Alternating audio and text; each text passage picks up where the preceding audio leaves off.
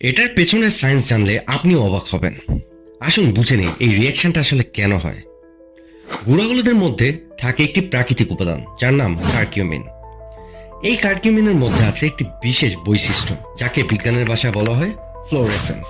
Fluorescence অর্থাৎ এমন বস্তুতে আলো পড়লে সেটা সেই আলো শোষণ করে, তারপর আরো বেশি শক্তি বা আলো আকারে তা ছেড়ে দেয়। এই ছেড়ে দেওয়া আলোই আমাদের চোখে পড়ে এক ধরনের ঝলমলে গ্লো হিসেবে। এই রিয়াকশন শুধু হলুদ হয় বিষয়টা এমন না। ফ্লোরেসেন্স আছে এমন যে কোনো বস্তুতে এই প্রতিক্রিয়া হতে পারে, যেমন ভিটামিন বি 12, নিয়ন নেইল পলিশ কিংবা হাইলাইটার পেন ইঙ্ক।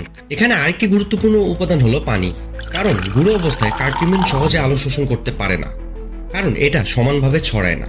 কিন্তু যখন পানি মেশানো হয় তখন কার্কিউমিন ডিজলভ হয় এবং ইভেনলি স্ক্যাটার হয়, ফলে আলো ভেতরে প্রবেশ করতে পারে এবং পুরো গ্লাসকে ঝলমলে করে তোলে। আর এভাবেই পুরো এক্সপেরিমেন্টটা একটা মজাদার এক্সপেরিমেন্টে পরিণত হয়।